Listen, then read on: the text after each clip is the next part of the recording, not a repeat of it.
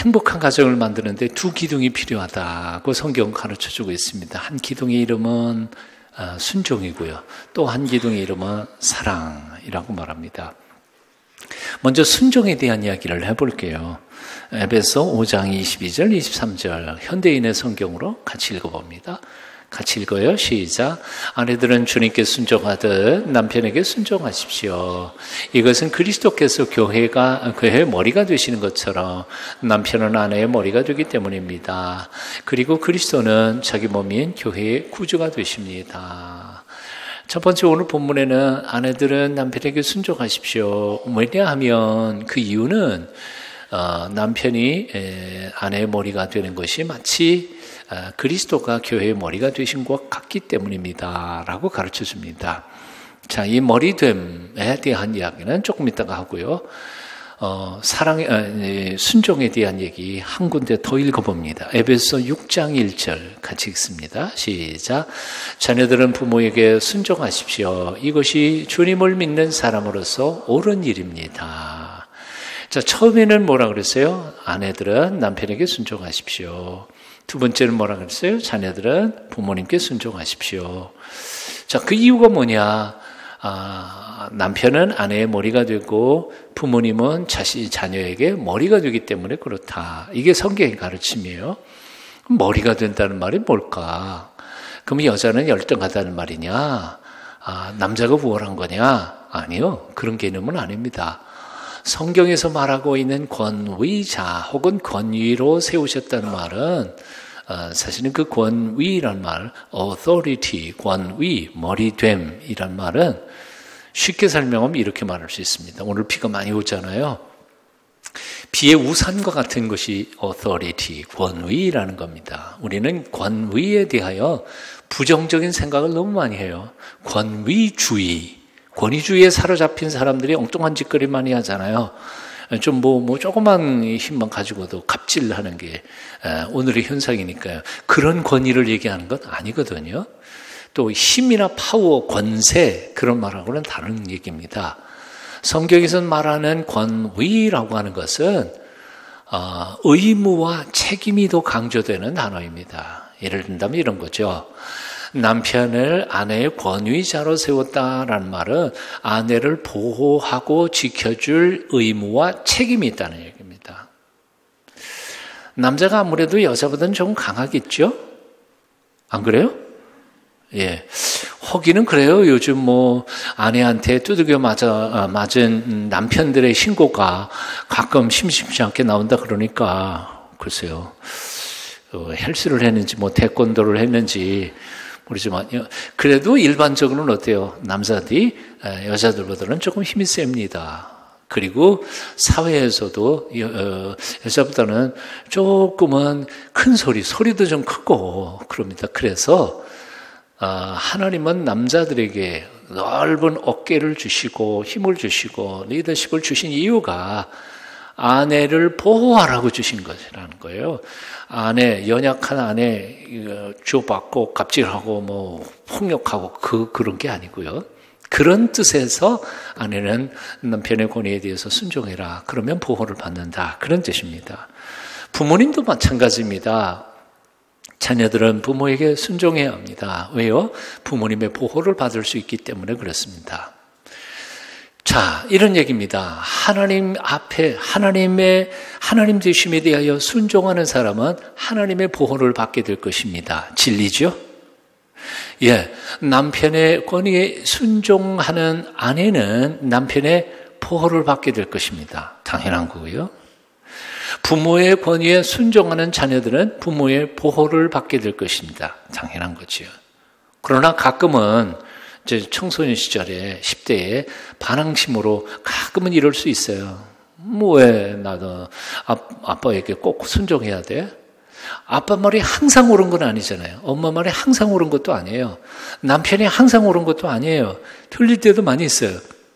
근데도 왜 순종해야 하느냐? 이유는 바로 그런 거예요. 우산을 쓰고 있는 우산 아래에 있을 때에는 보호를 받지만 나 부모의 간섭이 싫어. 그리고 그 우산으로 밖으로 넘어가면 온 세상의 그 험악한 환경과 도전과 어려움 속에 노출돼 버리는 거죠. 그러니까 그것을 몽땅 다 자기 힘으로 버텨가야 된다는 거예요. 아직도 사회의 경험도 없고 지적인 것도 그렇고 돈도 그렇고 모자라는 젊은 10대가 부모의 보호 없이 이 험악한 세상에서 살아남는다는 건 거의 불가능한 얘기 아니에요. 그러니까 바로 그런 뜻에서 순종하라는 말입니다. 바로 이런 얘기입니다. 하나님께 순종하는 사람들은 하나님의 보호를 받을 것입니다. 남편에게 순종하는 아내는 남편의 보호를 받게 될 것입니다. 부모에게 순종하는 자녀는 부모의 보호를 받게 될 것입니다. 이건 성경적 메시지이고요. 하나님이 에덴 동산에서 가정을 창조하실 때의 가정 창조의 원리가 바로 그런 것이었던 거죠. 성경은 계속해서 말해요. 하나님께 순종하는 사람은 이 땅에서 안연하게 살 것입니다. 부모님께 순종하는 자녀들은 이 땅에서 잘 되고 장수할 것입니다. 남편의 권위를 인정하고 순종하는 아내는 가정에서 행복하게 살 것입니다. 아멘 좀 해도 되는데 대답을 안 해서 지금 졸고 있는 거죠. 존 라스킨이라고 하는 사람이 자기 어렸을 때의 경험을 이렇게 고백의 글로 썼어요. 제가 읽으면서 참 재미있게 생각했는데요. 내가 아주 어렸을 때에 난로 위에 벌겋게 달아오는 노주전자를 꼭 만져보고 싶었습니다. 여러분 어렸을 때 그런 적 없으세요? 예. 우리 4살짜리 손자 녀석이 자꾸 그 면도칼 있잖아요. 면도칼. 연필 깎는 면도칼을 자꾸 달라 그러는데 그냥 혼을 내주고 그러면 쨍 하고 울고 갔다가 그 다음 주에 오면 또 달래 그거. 줘야 될까? 여하튼 내가 아주 어렸을 때 난로 위에 벌겋게 달아오는 놋 주전자를 만져보고 싶었습니다. 몇 번 만지려는 것을 어머니가 말렸는데 그래도 나는 꼭 만지고 싶어 고집을 부렸습니다. 그때 유모가 그 주전자를 치우려고 했더니 어머니가 그러지 말라고 내버려 두라고 했습니다. 그리고는 나를 내 고집대로 하도록 내버려 두었습니다. 그래서 나는 의기양양하게 그 벌겋게 달아온 주전자를 만졌고 그 고집 때문에 나는 내 인생에서 가장 쓰라린 고통을 그날 경험해야 했습니다. 그 일을 통해 나는 순종이 얼마나 중요한 일인지를 배웠습니다. 여러분들은 그런 적 없으세요? 정확히 기억은 안 나는데 나도 어렸을 때 그런 적이 몇 번 있었던 것 같아요. 한바탕 다치고 그냥 여기도 상처 나고 그냥. 아프리카의 선교사님이 쓴 글 중에 나오는 겁니다.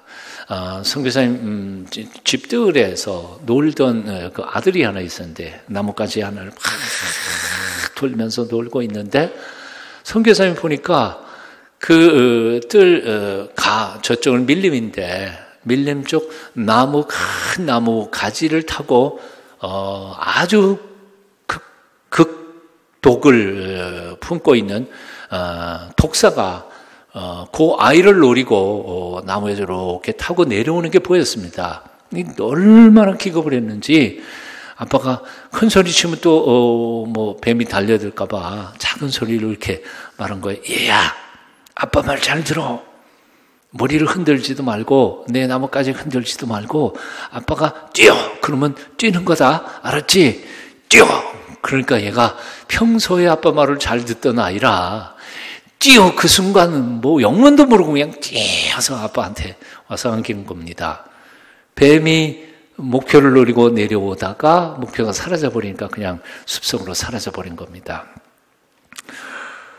만일 그 아들이 아빠의 말을 즉가닥 평소처럼 순종하지 않았더라면, 만일 요즘에 말 안 듣는 애들 많잖아요.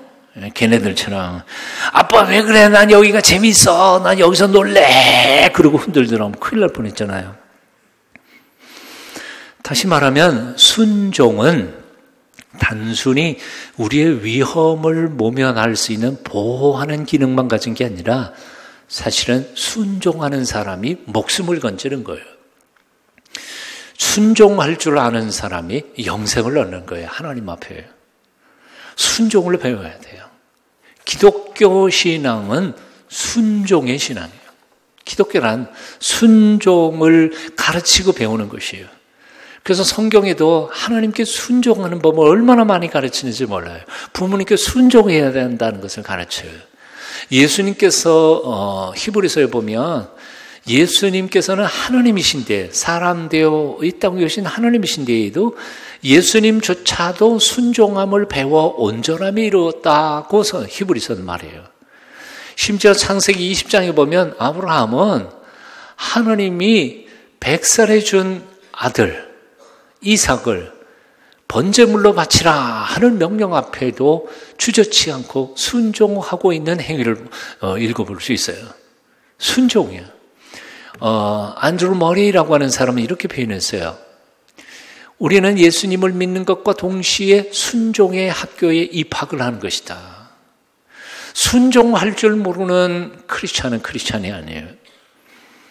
대한민국 군인 중에 상관의 명령에 순종하지 않으면 옳은 군인이 될 수 없는 것처럼 하나님의 말씀과 하나님이 정하신 권위 앞에 순종할 줄 모르는 사람들은 결코 하나님의 신실한 일꾼이 될 수 없다는 거죠.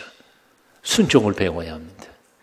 예수님께서 아버지의 말씀에 순종하느라고 당신이 원치 않는 그 십자가의 길, 그 고난의 쓴 잔을 끝까지 마신 것을 우리가 정말 믿는다면, 그리고 우리가 그분의 제자라고 한다면 우리는 순종을 배워가야 할 줄로 봅니다.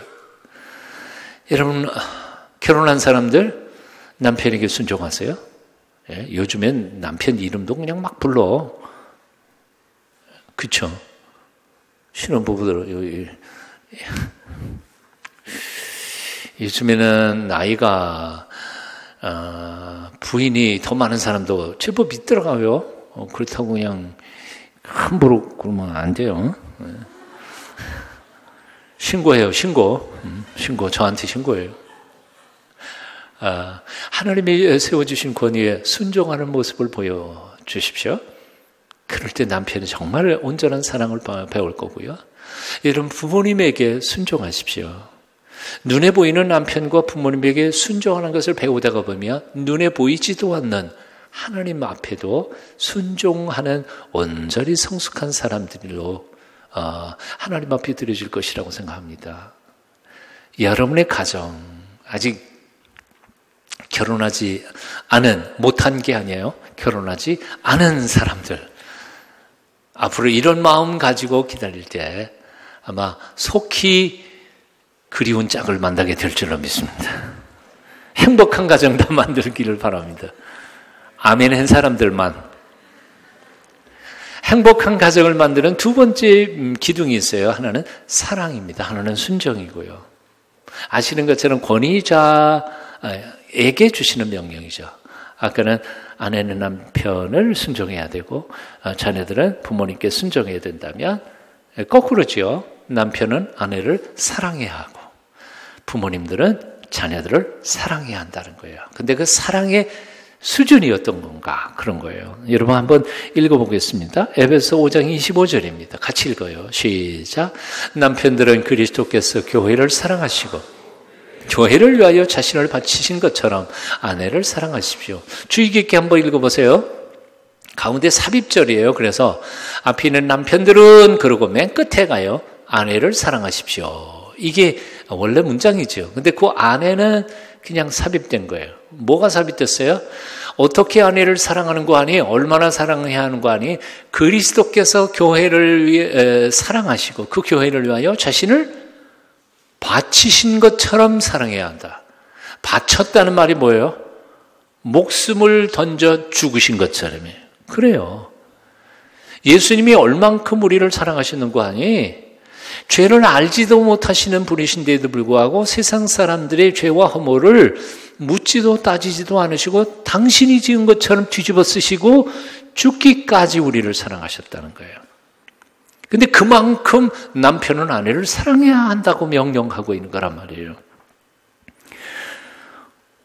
예수님은 우리의 허물을 탓하지 않으셨어요. 묻지도 따지도 않으셨어요. 오히려 우리의 허물과 죄를 대신 짊어지시고 죽으시면서까지 우리를 사랑하셨어요. 그래서 남편이 아내를 사랑하는 사랑의 표준이 어디냐? 에베소에서 보면 십자가의 사랑까지라는 거예요. 예수님께서 보여주신 모델만큼 남편은 아내를 사랑해야 한다는 거예요. 그러니까 사실 아내가 남편에게 순종하는 것보다 남편이 아내를 그렇게 죽도록, 예수님이 죽으신 것만큼 그 여인을 위해서 죽도록 사랑하는 것이 훨씬 더 어려운 일이죠. 예? 헬라어 원전에 보면 에베소 5장에 나오는 남편이 아내를 사랑해야 하는 사랑하라 라는 명령에는 헬라어 사랑이라는 말이 여러 가지 단어로 쓰였는데 에로스, 남녀 간의 사랑을 에로스라고 하고, 하나님이 우리 인간을 사랑하신, 예수 그리스도께서 우리를 사랑하신 무조건적 사랑을 아가페라고 하는데, 에베소 5장에 남편이 아내를 사랑하는 용어에는 에로스라고 하지 않고 아가페라고 썼어요. 이 놀라운 거 아니에요? 즉 다시 말하면 한 남자가 한 여인을 만나서 남편이 되는 순간부터 에로스, 한 남자의 한 여자에 대한 사랑으로서는 결혼 생활이 어렵다는 거예요. 부족해요. 한 여인의 남편이 되는 순간부터 그의 사랑은 성숙해야 돼. 얼만큼 성숙해야 하는 거 아니? 예수님께서 우리에게 보여주신 아가페의 사랑만큼 성숙해야 된다는 거예요. 이게 얼마나 어려운 일이에요. 자, 그래서 남편이 아내를 사랑하는 사랑은 본성적, 본능적 사랑이 아니라 의지적인 사랑이에요. 이제부터 자기 본능대로 사랑하는 게 아니라 의지적으로 조건 없이 그냥 용서하고 사랑하려고 했어야 돼요. 이것은 바로 감성적 사랑이 아니에요. 이것은 신앙적으로 사랑해야 하는 거예요. 예수 그리스도께서 보여주신 것만큼 우리가 조건 없이 사랑해야 하는 거예요. 제가 이렇게 설교하면서 지금 나한테도 설교하고 있는 거예요. 오해하지 마세요. 나도 회개하면서 조건적 사랑이 아니라 무조건적 사랑하라는 거예요. 한 여자의 남편이 된다는 것은 남편이 되는 순간 그 여자를 판단할 자격을 상실해버려요. 왜요? 이제부터 이 순간부터는 그 여자가 잘못하는 게 다 누가 잘못하는 거예요? 내가 잘못하는 거예요. 네? 그게 권위자의 책임이에요. 세상에 어떤 직장의 사람들 보면요, 어떤 과장님 보면 아랫사람이 잘한 거는 지가 잘한 것처럼 다 위에 갖고 확 하고, 아랫사람이 지가 못한 거는 아랫사람한테 다 책임져 놓고, 이 못된 거예요. 예?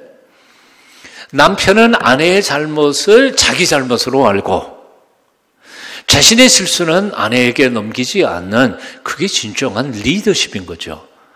안 그래요? 그런 남편, 그런 신랑감 있으면 당장이라도 시집 가겠지, 그제? 대답. 그런 사람이 돼봐. 누구든지 시집 오겠다고 안 그러겠냔 말이에요. 그런데 성경에서 가르쳐주고 있는 리더십은 바로 이런 거예요. 이게 바로 사랑을 하는 말입니다.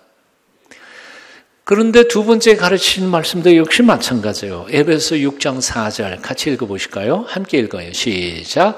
부모들은 자녀의 감정을 건드려 화나게 하지 말고 주님의 훈계와 가르침으로 잘 기르십시오. 뭐라고? 부모가 자식을 어떻게 해요? 감정 건드리지 말라고. 부모가 자식을 화나게 만들면 안 된다, 이게야. 웃기는 거는 산부 예배 때에, 영아부 유치부 때에는 걔는 뭔지도 몰라. 그래서 이걸 읽었는데도 지들끼리 떠드느라고 정신없어. 근데 어린이부하고 청소년부에서 이 본문을 읽으면서 너무 좋아하는 거야. 예. 애들이.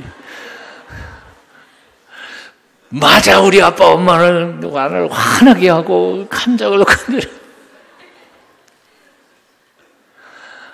부모가 자식을 사랑한다는 건 뭘까요? 그의 인격을 존중하는 거예요. 네? 너 내 새끼니까, 내가 낳았으니까 넌 내 말대로 해야 돼. 그런 거 아니거든요. 성경에서 가르쳐주는 것은 내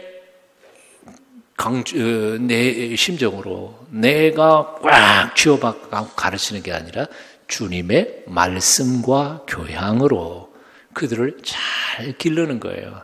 감정 상하게 해서는 안 된다, 그 말이에요. 예언자라고 하는 거기에 책에 보면 그런 얘기가 나오죠. 예? 내 자식은 내가 너로 말미암아 이 세상에 왔지만 내 것이 아니다. 내 것이 아니다. 너로 말미암아 너를 통해서 이 세상에 왔지만 그 영혼이 내 건 아니야. 하나님 거지. 그러니까 내가 함부로 소유하려고 하지 마라. 옛날 우리 조상님들도 참 좋은 얘기를 하셨어요. 우리 한평생 동안 가장 어려운 손님이 누군지 아세요? 바로 자식이라는 거예요. 왜요?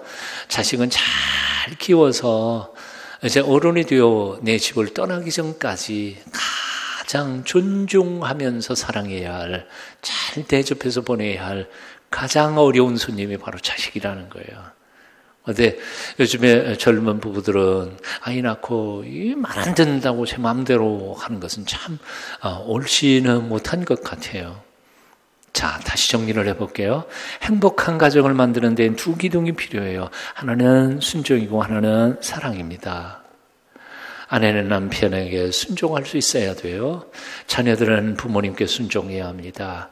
남편은 아내를 예수님께서 보여주셨던 것처럼 죽도록 사랑해야 합니다. 부모님은 자식들을 자신의 소유처럼 여기지 말고 주님의 말씀으로 잘 기르고 양육해야 합니다. 그럴 때 정말 행복한 가정을 이룰 수 있다는 것이죠. 이 순종과 사랑을 한 묶음으로 주신 행복한 가정에 대한 가장 중요한 성경 구절을 하나만 읽어봐요. 같이 읽어봅니다. 에베소 5장 21절이에요. 같이 읽습니다. 시작. 그리스도를 두려워하는 마음으로 서로 뭐라고요? 서로 복종하라. 서로 복종하라. 이게 바로 복음이에요. 아내는 남편에게 순종해야 합니다. 그러고 가르쳤지만 오늘 이 본문 말씀 보면 남편도 아내에게 뭐라고요? 복종하라고요. 순종하라고요.